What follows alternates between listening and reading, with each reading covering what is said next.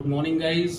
मेरा नाम राजकुमार चौबे है और आज हम लोग बात करेंगे कूलिंग टावर के बारे में। Cooling tower most important parameter है एचवीएसी सिस्टम में। तो कूलिंग टावर के बारे में मैं आपको सारी चीज़ें, हर इम्पॉर्टेंट इन्फॉर्मेशन बताने वाला हूँ। कूलिंग टावर के बारे में सारा कंटेंट मैंने यहाँ पर लिख दिया है और उसके बाद मैं आपको one by one two one समझाते हुए सारे कॉन्सेप्ट को एक्सप्लेन करने वाला हूँ। तो सबसे पहले बात करेंगे कि कूलिंग टावर होता क्या है, व्हाट इज कूलिंग टावर। और मैंने लिखा है कि it is a heat rejection device for refrigerant inside water cool condenser.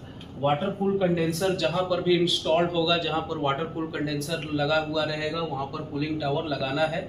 Water cool condenser के सेल में जो high pressure high temperature vapour refrigerant होता है, उसके हीट को रिजेक्ट कराने के लिए कूलिंग टावर की ज़रूरत पड़ती है।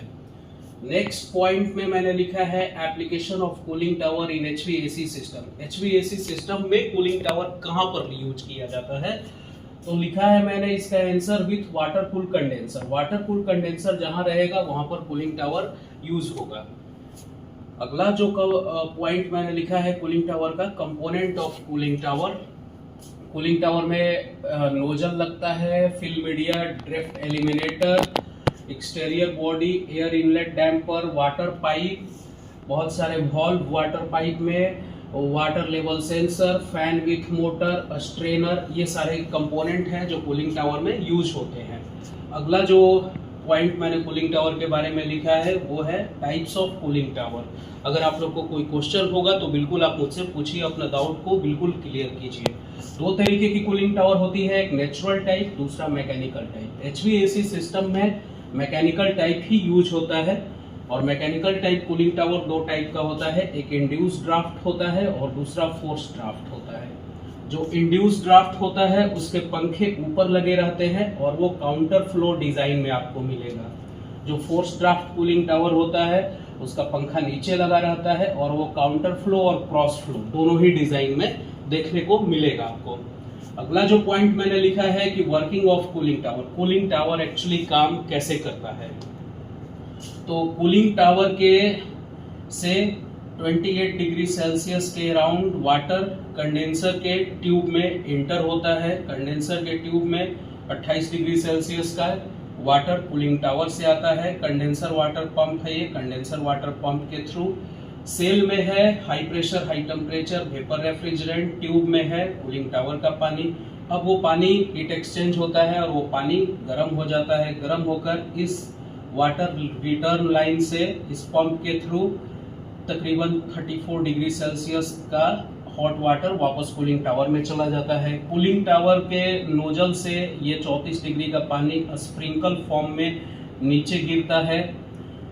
ये डैम्पर से एटमॉस्फेयर का एयर इंटर होता है और फैन, कूलिंग टावर जो फैन टॉप में लगा है वो उस पानी के हीट को एटमॉस्फेयर में रिजेक्ट करता है। ये पानी नीचे आते आते फाइनली 28 डिग्री सेल्सियस के अराउंड इसका टेम्परेचर ड्रॉप हो जाता है।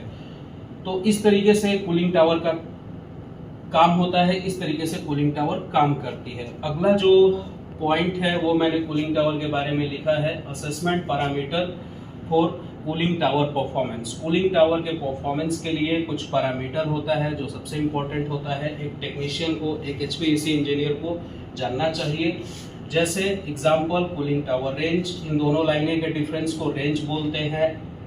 Cooling tower approach, water outlet line temperature minus air inlet wet bulb temperature को अप्रोच बोलते हैं। TDS of cooling tower, pH value, जो कूलिंग टावर में पानी यूज होता है उसकी pH value, hardness of cooling tower का ppm, capacity utilisation, evaporation loss, dry bulb temperature, wet bulb temperature, installation of cooling tower की केमिकल डोजिंग। तो ये पैरामीटर जो है ये कूलिंग टावर के परफॉर्मेंस को निर्धारित करता है, रिप्रेजेंट करता है। अगला जो मैंने पॉइंट कूलिंग टावर के बारे में लिखा है इंपॉर्टेंट फॉर्मूला और calculation for cooling tower. Cooling tower की कैपेसिटी टन में जो होती है वो चिलर कैपेसिटी का 1.25 मल्टीप्लिकेशन टाइम्स ज़्यादा होता है।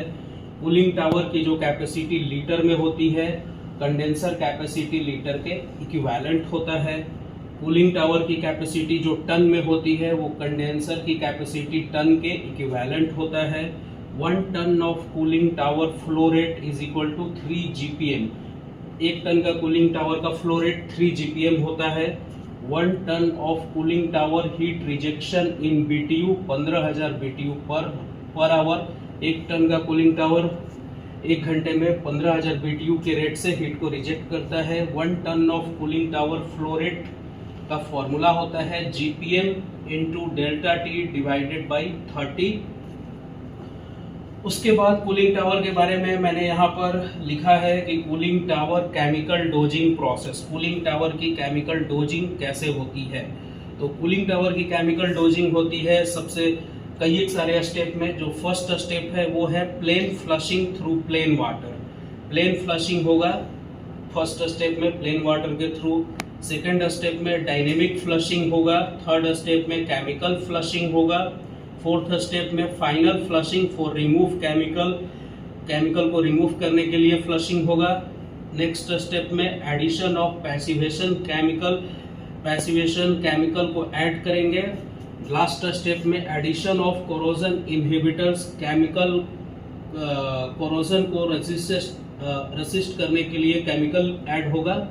और जिस केमिकल से कूलिंग टावर फ्लश किया जाता है क्लोरीन डाइऑक्साइड केमिकल होता है। तो थैंक यू सो मच सभी टेक्नीशियन के लिए, ये काफ़ी यूजफुल कंटेंट है। Thank you.